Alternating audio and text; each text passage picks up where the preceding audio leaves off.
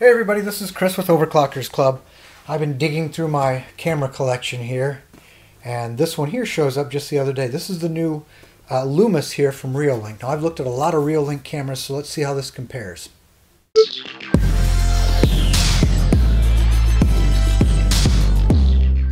So a lot of these little cameras like to say that they're floodlight cameras, and they only have one or two LEDs that are supposed to light the area up.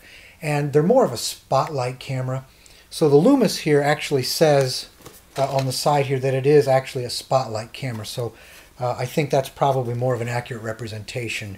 You're not going to light up a whole section of your driveway or anything. This just sort of shines a bright light in more of a confined area, which is fine, but there is a difference between a spotlight and a floodlight camera.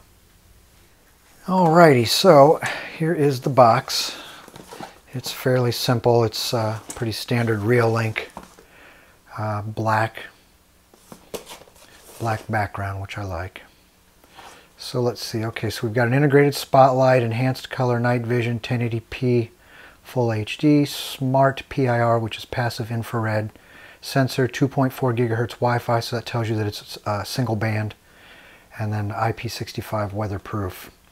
And we have several other languages there. All right, so time to get it out of the box. So this is your information packet. Usually has your quick start guide, which I've set enough of these up that I just kind of glance through here. But this is your operation instructions, shows you all the do's and don'ts. I'll glance through that in a little more detail here a little later. Typical sticker there to let everybody know that you've got Reolink security, warranty card, and this looks like a template for installation, so you know where to drill the holes there. All right. Now, as for the camera, this is similar in size to the Argus 2 camera, maybe a little more shallow in this direction here. And it has the attached USB cable, so you cannot remove that from the back of the camera. And this is not a battery-powered camera, just so you know. This one does require power. And let's see, there's the mounting base. Yeah, there are the two holes there that I saw in the template. So I have to figure out how this works. It's a little different. I haven't seen one like this from Reolink before. And in here, there is probably the adapter and some mounting hardware. Let's see. Bag. Oh, that's what this was. So here's your adapter, your USB plug, and then some screws and some anchors. All right, so looking at this in a little more detail, peel the protective blue plastic off. And we have the lens. Of course, there's usually a daylight sensor. We've got, this here is usually your PIR, passive infrared sensor, and it looks like a couple of high intensity LEDs to light things up. And on the back, looks like there's a sizable speaker. There's a threaded brass insert there for mounting.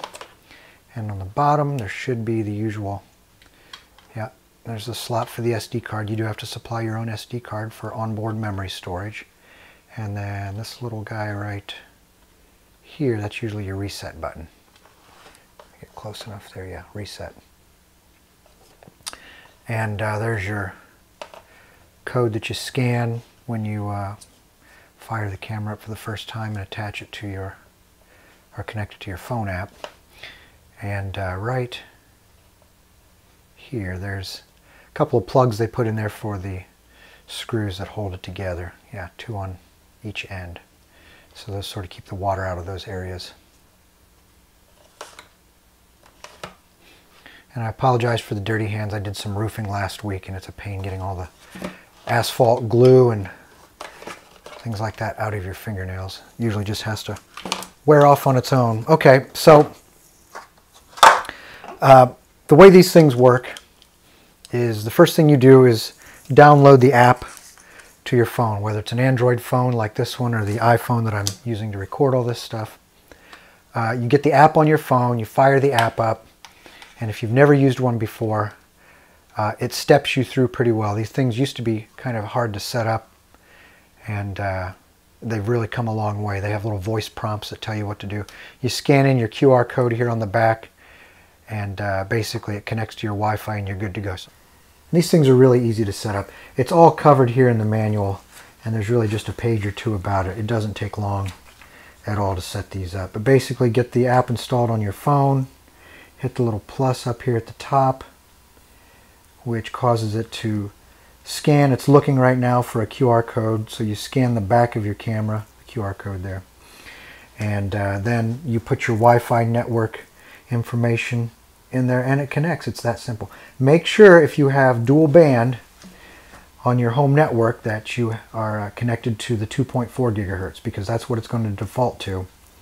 Whatever network your phone is using, that's what it will default to for the camera. So if you're on your 5 gigahertz network, the camera, at least this particular one, will not work with that, and it will say it can't connect. So make sure that your phone is connected to the 2.4, and that is what shows up when you are prompted to put that information in. But after that, the camera fires up. I've got it just sort of mounted here temporarily, and we'll do some testing outside. We'll get some video clips and some samples and kind of run through the features. All right, so there is the new camera just temporarily installed on the side of the shed, and I've got power in the shed.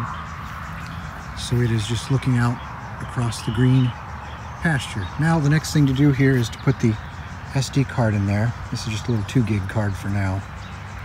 If I can get it in focus. There we go. Of course, you can manually turn on the light here. Of course, in the daylight, it's not terribly exciting, but you can do that. And I'm using my phone app here on my Android phone that has the app already on it. And you can also turn on the alarm.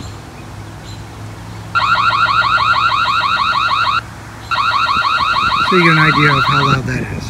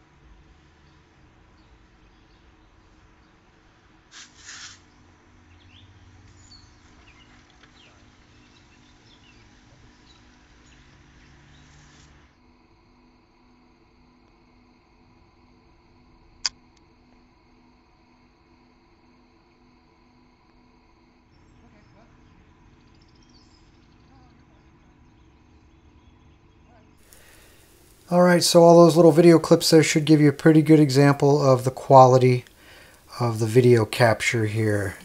And I have to say, not all 1080p cameras are created equally. 1080p can vary depending upon the quality of the image sensor. And this one here, the field of view is great. Fit and finish, of course, typical Reolink quality. You have the ability to store your video on an SD card. You've got the alarm that you can trigger manually, or you can set up to go off on a motion event. I think this is really a nice little camera. 2.4 gigahertz on the Wi-Fi. It is powered. It comes with an adapter, so it is not a battery camera. And then, of course, you've got the spotlight at the top. Another great feature. So this right now retails for about $59. I think that's a great value for this camera. Packs a lot of punch. I'm going to give this the Overclockers Club Editor's Choice Award. Again, this is the Reolink Lumus. This is Chris with Overclockers Club. Thanks for watching, and don't forget to subscribe.